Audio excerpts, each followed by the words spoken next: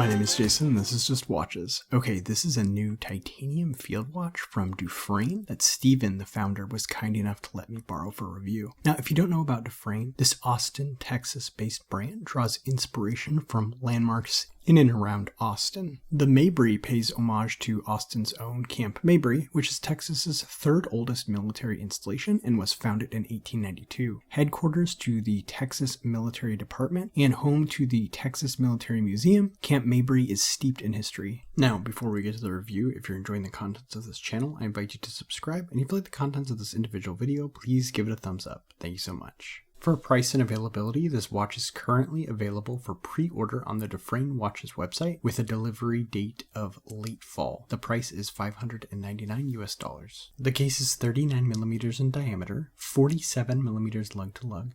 It's only 10.5 millimeters thick and then has a 20 millimeter lug width opening. On this stock Velcro strap, it weighs only 50 grams total. The case is grade 2 titanium and it has been treated with a DLC coating that brings the hardness rating up to 800 Vickers. The case is mostly matte finish, but we do have a high polished chamfer along the edges of the mid case that's really well done. Polishing titanium can be very difficult to do, but we have a great result here. The case is quite flat with just a touch of curve in the lugs. One thing down this case that I would love to see become industry standard is you have 2 lug hole positions. This is going to help you get almost any strap on here, including thicker or double pass straps. The watch comes on a very interesting nylon strap that is secured with Velcro. It starts at 20 millimeters and does not taper. It's incredibly comfortable for a number of reasons. First, it's extremely lightweight, and in combination with the titanium case of the watch, you almost forget you're wearing it. Second, you can very quickly adjust how tight the strap is, so you can easily tighten or loosen it throughout the day. Last, the strap itself is just soft. I absolutely love the watch on the strap. However, if you're looking for something more traditional, it also comes with a leather strap that looks great, which has this white stitching. This one has a stainless steel pin and buckle, but the final production model will have matching titanium for the hardware on the leather strap. The screw-in caseback helps provide 100 meters of water resistance and is engraved with the Texas military wreath. It also has information about the watch around the edge. Now, I'm a sucker for a decorated caseback, and I think this one looks really cool, and then it also adds that additional tie-in to Austin, Texas.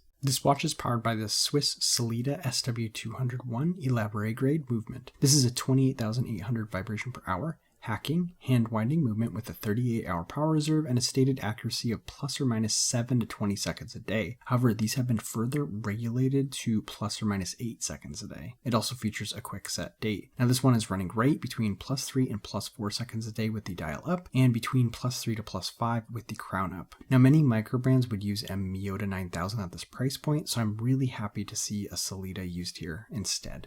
The 6.5mm screw-down crown is nicely signed with the Dufrane logo and has chunky knurling. The threading and unthreading action is very smooth, and that crown deploys with a strong pop. It's very easy to wind and operate the watch via this crown. The flat sapphire crystal sits a touch proud of the bezel and is treated with a healthy dose of anti-reflective coating. I like the choice of the flat crystal as it helps preserve the overall thinness of the watch, and then that strong anti-reflective coating helps with the overall legibility and the ability to appreciate the dial on this watch. The textured dial is black, and then we have a railroad track around the edge indicating the minutes. This is a California dial, so we have half Arabic and half Roman numerals for the hour indices. These indices are applied and quite tall, so they really pop off the dial and help with that legibility. The date is found at 6, which I greatly prefer to the 3 or 4 o'clock position. Moving in, we have a circle with the military hours indicated, and within that circle we have Dufrane, Mabry, and automatic wind in very small print. The dial is very legible, and the texture is interesting in that it can actually catch light in a way that almost makes it shimmer, adding another element of visual interest. My only complaint on the dial is that the text inside the inner circle is quite small and very difficult to read.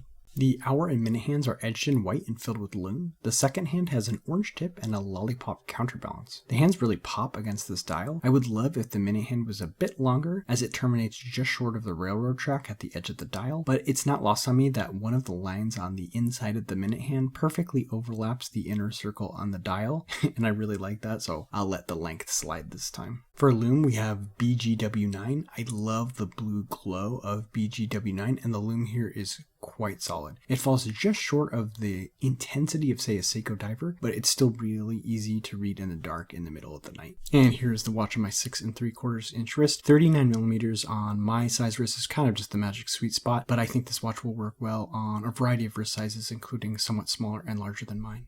So for pros and cons, starting with the pros. Well, first of all, this watch on this Velcro fabric strap is impossibly comfortable. You just forget you're wearing a watch. I could definitely see myself getting addicted to this style of strap. Plus it has quick release spring bars for easy strap changes. Second, a titanium case is prone to scratches, but this one has been treated with that DLC coating and should ward most of them off. And then last, I'm really happy to see an SW200 used in this watch. This watch could have easily been powered by a Miyota 9000 series at this price point, but the presence of the Salida movement makes it a much better value overall. As for cons, I only have two. The first is that while the textured dial is very cool, since it can catch light in very direct sunlight, it can be difficult to read from certain angles. However, that's pretty rare. And then second, I'm not a huge fan of the super small texting in the middle of the dial in that inner circle, the Dufrane, Mabry, and then automatic wind. It's all just a little bit too small for me and difficult to read. I think maybe if there was just the Dufrane branding, slightly larger at the 12, and maybe just Mabry at the 6, slightly larger as well, I think that would have looked a little bit better overall, at least from my personal preference. As for comparables, for more you could consider the Formex Field. This is also a titanium field watch with a standard dial rather than a California one. For less, you could consider the Timex Expedition Automatic 41 millimeters. It's pretty affordable titanium watch there. And then for around the same price, you could also consider the Boulder Venture, which is a 38 millimeter titanium field watch. And then I have reviews from all three of those brands on the channel. So there you have it, the new Dufrane Mabry. Let me know what you think about this watch in the comment section below. As always, if you're enjoying the contents of this channel, I invite you to subscribe. And if you're enjoying the contents of this individual video, please give it a thumbs up. That's all for this time.